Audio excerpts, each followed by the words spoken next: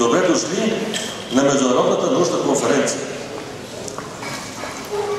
Предоставям думата за приветствие на ректора на Лесотехническия университет, професор, доктор за стопанските науки Нино Нинов, председател на Организационния комитет. Заповядайте.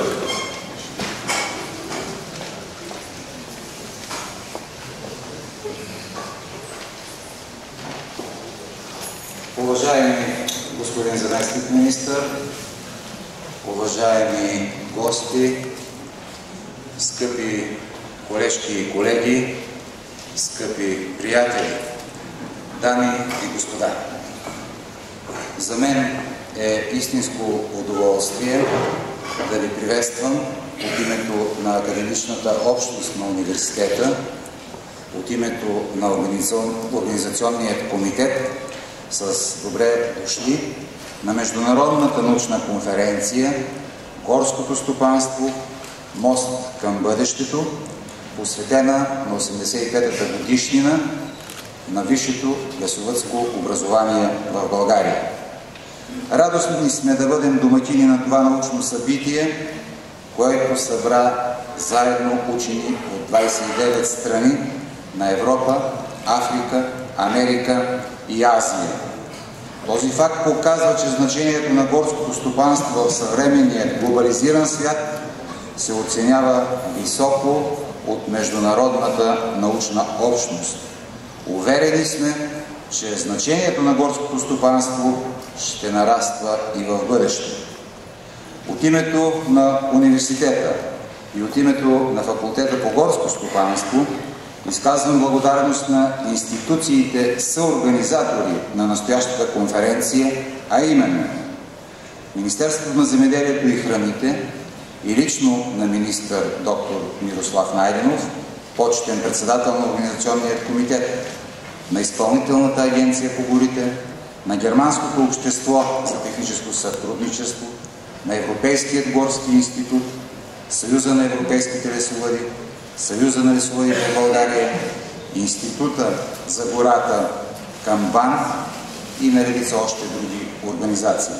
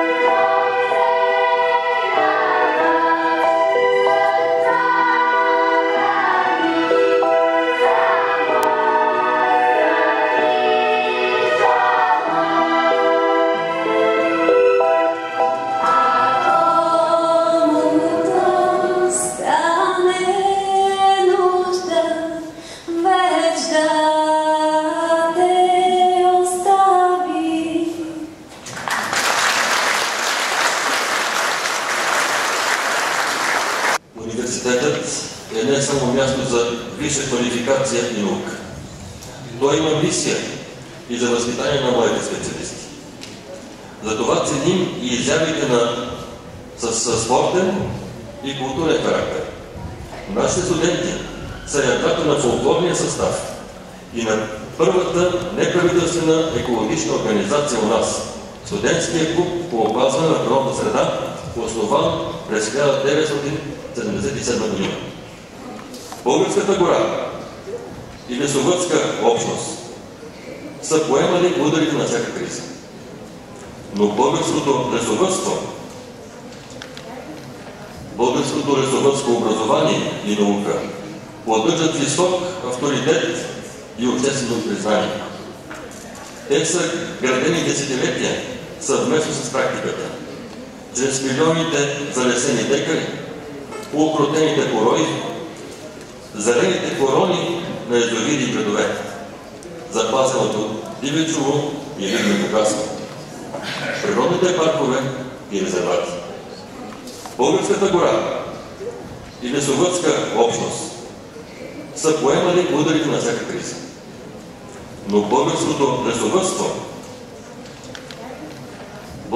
лесовъдско образование и наука поддържат висок авторитет и обществено признание. Те са градени десетилетия съвместно с практиката. Чрез милионите залесени декари, укротените порои, зелените корони на язовири и градове, запазеното дивечово и рибно богатство, природните паркове и резервати.